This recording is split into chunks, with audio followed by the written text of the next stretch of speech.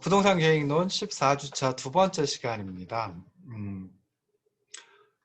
지난 시간 첫 시간에는 이제 그 13주차 강의 리뷰를 했고요. 그리고 이제 용도 지역 지구제 좀 개괄적으로 살펴봤습니다. 자, 이번 시간에 이제 우리나라의 지역 지구제에 대해서 조금 살펴보려고 합니다. 그래서 깊이 들어가지는 않고요. 조금만 들어가서 보도록 할 테고, 뭐 이런 것이 있구나라고 하는 것 정도는 기억을 해두시면 좋을 듯 싶어요. 자, 마찬가지로 이제 화면을 공유를 하도록 하겠습니다. 그래서 부동산 계획론 6번째 강의안 가지고 하는데요. 91쪽 이제 나갈 차례입니다. 그래서 우리나라에도 이제 지역 지구제라고 하는 게 이제 존재를 합니다. 대표적인 이제 토지용 규제이다 라고 생각을 해볼 수 있는데요.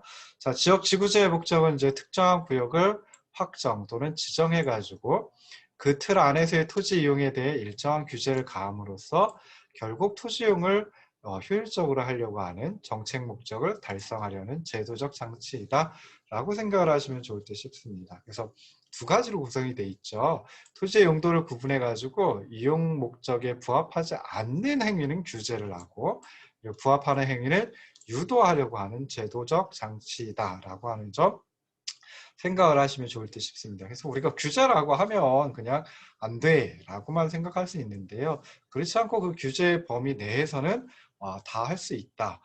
그러니까 그렇게 유도하는 장치이다 라고 생각을 하시면 좋을 듯 싶습니다. 지역지구제는 어떻게 보면 이제 규제이기 때문에 공권력을 사용해서 개인의 토지용에 대한 제한을 가하려고 하는 규제이다라고 생각해 볼 수 있습니다. 근데 그렇다라고 해가지고 개별적인 어떤 건축 설계에 대한 강제적인 규제이냐? 그건 아니다라고 생각하시면 좋을 듯이고요. 지역을 단위로 하는 포괄적이고 일반적인 규제이다라고 생각을 하시면 좋을 듯 싶습니다. 우리나라 지역지구제는 용도지역제, 그리고 용도지구제, 그리고 용도구역제까지 해서 세 가지로 구성이 되어 있습니다. 먼저 용도지역제는 전 국토에 걸쳐가지고 토지 이용을 제한하는 규제이다라고 생각해 볼 수 있고요. 용도지구제는 용도지구라고 하는 것은 특정한 목적에 따라 용도적의 용도 또는 건축물의 형태의 제한을 가하는 규제이다. 그래서 전국토에 대해서 용도지구를 설정하는 것은 아니다. 용도지구는 용도지역제를 보완하는 성격을 가지고 있는 그런 규제이다라고 생각을 하시면 좋을 듯 싶습니다. 그래서 용도지역은 중복 지정될 수 없습니다. 그렇긴 하지만 용도지역과 용도지구, 그리고 용도지구와 용도지구 간에는 상호 모순되지 않는 한, 상호 충돌되지 않는 한 중복 지정이 가능하다라고 하는 것도 생각해 보시면 좋을 듯이고요. 그리고 토지이용 규제 또 하나의 방법으로 사용되는 게 용도구역이라고 하는 것도 있다라고 생각을 하시면 좋을 듯 싶습니다. 그래서 용도구역의 목적은 인구 및 산업의 도시 집중, 그리고 그에 따른 무질서한 시가화를 방지하려는 것, 그리고 계획적 단계적으로 시가지를 조성하기 위하여 지정하는 것이다 라고 생각을 하시면 좋을 듯 싶습니다. 제일 먼저 나오는 게 이제 용도지역이죠. 그래서 용도지역은 토지의 이용 실태 및 특성, 그리고 장래의 토지 이용 방향, 뭐 이런 것들을 고려해가지고 구분 지정하도록 하고 있고요. 그리고 효율적인 이용 및 관리를 위하여 각각의 용도지역에 관한 개발, 정비, 그리고 보전에 필요한 조치를 강구하도록 하고 있습니다. 전에도 잠깐 했던 것 같은데 용도지역은 크게 도시지역, 관리지역, 농림지역, 자연환경보전지역 이렇게 크게 네 가지로 대분류합니다. 그래서 이 중에 이제 관리지역, 농림지역, 자연환경보전지역은 도시지역 외의 지역, 그러니까 도시 외의 지역에 이제 설정을 하는 것이고요. 그래서 이제 비도시 지역 뭐 이렇게 이제 구분을 하기도 합니다. 그리고 도시 지역은 또 중분류를 하죠. 그래서 우리가 잘 알고 있는 주거, 상업, 공업, 녹지 지역으로 중분류를 하고요. 관리 지역도 이제 세분을 하도록 하고 있습니다. 보전관리, 생산관리, 계획관리 지역으로 중분류하고 있고요. 그래서 용도 지역별로 이제 세분화하면 총 21개의 용도 지역으로 세분류가 된다라고 생각하시면 좋을 듯 싶습니다. 그래서 도시 지역은 주거, 상업, 공업, 녹지 지역으로 세분류가 되고요. 또 중분류가 되고요. 주거 지역은 전용 주거 지역, 일반 주거 지역, 준주거 지역으로 세분류되고 다시 또 전용 주거 지역이 1종, 2종, 일반 주거 지역은 1종, 2종, 3종 이렇게 이제 세분류 된다라고 생각을 하시면 좋을 듯 싶습니다. 상업지역은 이제 중심상업지역, 일반상업지역, 근린, 유통상업지역 등으로다가 세분류되고요. 공업지역도 전용, 일반, 그리고 준공업지역으로 세분류됩니다. 녹지지역도 보전녹지, 생산녹지, 자연녹지지역 뭐 이렇게 이제 구분을 하고 있습니다. 그래서 각각 이렇게 용도지역 세세분류까지 분류해 가지고 지정 목적을 요 옆에다 이제 따로 이제 적어 놨어요. 그래서 요런 거 좀 요 지정 목적을 보면은 예를 들어 1종 전용 주거 지역과 2종 전용 주거 지역이 어떤 차이가 있는지, 뭐 그다음에 상업지역에서도 중심 상업지역, 일반 상업지역, 근린, 유통 상업지역이 어떻게 구분이 되는지 뭐 그런 것도 이제 쉽게 아실 수 있을 때 싶습니다. 관리 지역도 보전 관리, 생산 관리, 그리고 계획 관리 지역으로 구분이 된다 그랬죠. 그래서 계획관리 지역은 계획적, 체계적인 관리가 필요한 지역입니다. 그래서 제한적으로 이용과 개발이 가능한 그런 용도 지역이고요. 그러다 보니까 이제 관리 지역 중에서는 좀 규제가 조금 약한 그런 쪽에 속한다라고 생각하시면 좋을 듯 싶습니다. 자, 그리고 나서 이제 용도 지역별로 규제하는 거, 뭐 여기 이제 그 이게 몇 쪽인가요? 94쪽에 나와 있는 것은 2018년 기준이긴 합니다. 그래서 용도 지역에 따라서 건축물의 용도, 건축물, 용도 지역에 따라서 허용되는 건축물 해가지고 이제 쭉 나열을 해놨거든요. 주거 지역을 일종 전용 주거 지역서부터 준주거 지역까지 세분을 하고요. 그다음에 상업 지역도 세분하고 해가지고 단독주택은 어디에 지을 수 있느냐, 뭐 이런 것들 이제 적어놨습니다. 여기서 동그라미 2개, 그리고 가운데 가운데 동그라미가 이제 검은색으로 되어 있는 거, 그리고 이제 요거는 뭘 의미하냐면 국토계획법 시행령에서 모두 허용되는 걸 의미하고요. 동그라미 하나는 국토계획법 시행령에서 일부가 허용되는 걸 의미합니다.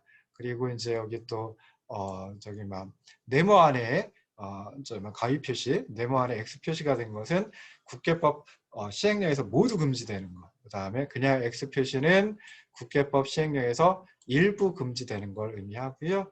그 다음에 이제 이 네모, 네모 2개짜리 가운데 네모가 좀 검은색으로 되어 있는 거. 요거는 이제 각각 그 도시군의 계획 조례에 따라, 도시군 계획 조례에 따라 가지고, 그러니까 각 지방자치단체의 도시군 계획 조례에 따라 가지고 모두 허용 여부가 위임되는 거. 그러니까 조례에 따르세요라고 이제 위임되는 거. 그 다음에 그냥 네모는 일부만 허용 여부를 위임하는 것이고요. 그 다음에 꺽쇠 표시, 네모 안에 들어가 있는 꺽쇠 표시는 도시군 계획조례에 모두 금지할 것인지 그 여부를 갖다 위임하는 것이고, 그 다음에 꺽쇠 표시 하나만 있는 거는 요거는 도시군 계획조례 일부 금지 여부를 위임하는 것입니다. 그래서 여기 이제 표시를 이렇게 해놓긴 했지만은 결국은 다 찾아보셔야 되는 것들이죠. 그래서 위에 있는 거 동그라미 그리고 X 이렇게 돼 있는 거는 그냥 모두 허용되거나 일부 허용되고 모두 금지되거나 일부 금지되는 것입니다. 그러니까 지방자치단체 조례에 위임한 것이 아니니까 이거는 국토계획법 찾아보시면 되는 거죠. 그러면 여기 다 나와 있거든요. 그래서 뭐 예를 들어 2종 전용 주거지역 같은 경우에는 단독주택 모두 다 허용이 됩니다. 1종 일반 주거지역도 단독주택 허용이 되죠. 2종 전용 주거지역의 공동주택도 허용이 되긴 합니다. 허용이 됩니다. 그런데 이제 이 경우에도 그 공동주택 허용이 됩니다. 그리고 일종 일반 주거지역 같으면 공동주택이 일부만 허용이 됩니다. 뭐만 허용이 될까요? 제 생각에는 뭐 다세대 주택하고 연립주택까지는 허용이 되고요. 아파트는 여기 허용이 안 될 것 같습니다. 아파트 같으면은 공동주택이긴 하지만 2종 전용 주거지역, 2종 일반 주거지역, 3종 일반 주거지역, 준주거지역에만 모두 허용이 되고요. 그 다음에 1종 일반 주거지역에는 일부만 허용이 되고, 네모가 뭘 의미했죠? 그 다음에 1종 전용 주거지역 같으면은 일부 허용되는 걸 도시군 계획조례에 위임을 한 것입니다. 그러니까 그 도시군 계획조례를 찾아봐야죠. 그 지방자치단체 조례를 정말 열심히 찾아봐야지 그 지역에서 일종 전용 주거지역에 공동주택을 지을 수 있는지 뭐 그걸 갖다 이제 확인을 해볼 수 있습니다. 그래서 굉장히 복잡하게 되어 있는 것 같지만은 사실은 그 국토계획법 시행령에 다 나와 있는 것들 그냥 요약해가지고 표로다가 이제 정리를 해놨을 뿐입니다. 자, 그 다음에 이제 어, 어, 저기 막 그리고 나서 이제 또 나오는 게 그 용도 지역에 따른 밀도 제한, 밀도 규제가 있습니다. 그래서 용적률, 건폐율, 그리고 이제 대지 분할 제한 면적 해가지고 이런 그 규제들이 또 있습니다. 그래서 전용 주거 지역 같으면은 건폐율이 50% 이하로 되어 있고요. 용적률은 50 내지 100%로 되어 있고요. 대지 분할 제한 면적은 60평방미터로 되어 있습니다. 그래서 이런 것들 이제 하나하나 굉장히 중요한 것들이니까 나중에 실제 실무에 나가서는 실무에 나가서 실제로 일을 하실 때는 이것들을 다 찾아보셔야 되죠. 그래서 건폐율 같으면은 전용 주거 지역은 50% 이하고요. 그다음 일반 주거 지역은 60%, 근데 3종은 또 50% 이하입니다. 준주거 지역 같으면 70% 이하고 상업 지역은 분류에 따라 가지고 세 분류에 따라 가지고 90%, 80%, 70% 이하로 건폐율이 되어 있지요. 자, 그다음에 공업 지역 같으면은 70% 이하로 되어 있고 녹지 지역은 20% 이하 건폐율이, 그리고 관리 지역 20% 이하인데 계획 관리 지역만 40% 이하로 되어 있고 농림 자연환경 보전 지역도 건폐율은 20% 이하로 되어 있습니다. 용적률, 이게 이제 조금 더 중요하죠. 그래서 전용 주거 지역 같은 경우에 1종은 100%가 상한이고요. 2종은 150%가 상한입니다. 제 1종 일반 주거 지역은 200%가 상한이고요. 2종 일반 주거 지역은 250%가 상한, 3종 일반 주거 지역은 300%가 상한, 그리고 준주거 지역은 500%가 상한입니다. 그리고 상업 지역 중에서도 다 제각각이죠. 그래서 중심 상업 지역은 1500%가 상한이고요. 그거에 비해서 일반 상업 지역은 1300%, 약 200% 정도의 용적률 상한 차이가 있습니다. 근린 상업 지역은 900%, 유통 상업 지역은 1100%가 상한이다. 뭐 이것도 이제 나중에 기억을 하시면 좋을 듯 싶습니다. 공업 지역 같으면 300에서 400%가 이제 상한이 되고요. 그리고 녹지 지역은 80에서 100%, 그러니까 용적률이 굉장히 낮다라고 생각해 볼 수 있죠. 관리 지역도 80에서 100%, 농림 지역, 자연환경 보전 지역은 각각 80%가 상한입니다. 자, 그리고 대지 분할 제한 면적도 보시면은 그 상업지역 같으면은 150평방미터가 대지 분할 제한 면적입니다. 그러니까 대지를 분할한다, 필지를 분할한다, 분필을 한다라고 우리가 이제 보통 표현을 하죠. 그래서 분필을 한다라고 했을 때 상업지역 같으면은 150평방미터 이하로는 분할을 할 수 없다라고 생각을 하시면 되고요. 그 다음에 녹지 지역은 200평방미터 이하로, 죄송합니다. 공업 지역도 150평방미터 이하로는 분할할 수 없다. 녹지 지역은 200평방미터 이하로 분할할 수 없다. 그리고 그 나머지 용도 지역 같은 경우에는 주거 지역, 그리고 이제 관리 지역, 농림 지역, 자연환경 보전 지역 같은 경우에는 60평방미터가 대지 분할 제한 면적이다라고 생각을 하시면 좋을 듯 싶습니다. 자, 다음으로 넘어가서 이제 용도 지구가 있습니다. 그래서 용도 지구는 크게 10가지로 이제 분류를 해볼 수 있습니다. 그래서 경관지구, 고도지구, 해가지고 복합용도지구, 기타지구까지 해서 10개로 분류를 하는데요. 그 각각의 지정 목적이 조금씩은 다릅니다. 그래서 이 가운데 이제 또 경관지구, 방제지구, 보호지구, 추락지구, 개발진흥지구는 세분을 해가지고 지정을 할 수 있고요. 그 다음에 앞서서 10개 용도지구가 있었는데 이것들 말고 지역 여건상 필요하다라고 하면 시, 도 또는 대도시의 조례로 기타 용도지구를 설정을 할 수도 있습니다. 자, 지구별로다, 용도 지구별로다 지정 목적은 조금씩 다른데요. 크게 한 7가지 정도가 있습니다. 목적이. 그래서 첫 번째, 특정 용도의 토지 이용을 순화하거나 환경을 조성하기 위해서 지정하는 게 중요시설물 보호지구, 뭐 이런 것들이 있고요. 네, 두 번째, 가로, 시가지 경관, 조성 및 유지하기 위해서 지정하는 게 뭐 시가지 경관지구, 고도지구, 뭐 이런 것들이 있고요. 그 다음에 전통 건조물, 그리고 문화재, 뭐 이런 것들을 보존하거나 보호해야 되겠죠. 역사 문화 환경 보호지구, 고도지구 등이 이런 목적을 가지고 있습니다. 그리고 자연 경관을 보존하기 위해서 지정하는 게 자연 경관지구, 특화 경관지구, 고도지구 뭐 이런 것들이 있고요. 그리고 시설 보호 및 안전을 도모하기 위한 게 방화 방제지구, 중요시설물 보호지구. 그다음에 집중적으로 개발하고 그다음에 정비하려고 하는 게 개발진흥지구, 복합용도지구가 있습니다. 그러니까 다른 것들은 어떻게 보면 정말 규제, 그러니까 제한의 성격이 강한데 요 집중적인 개발 및 정비를 목적으로 하는 개발진흥지구나 복합용도지구는 좀 뭔가 그 개발을 유도하려고 하는, 그러니까 규제보다는 다른 의미죠. 규제와 반대되는 의미죠. 유도하려고 하는, 촉진하려고 하는 목적을 가지고 있다. 그리고 뭐 그 외의 목적을 가진 용도지구도 있습니다. 그래서 뭐 이런 것들은 이제 생각해 볼 수 있고요.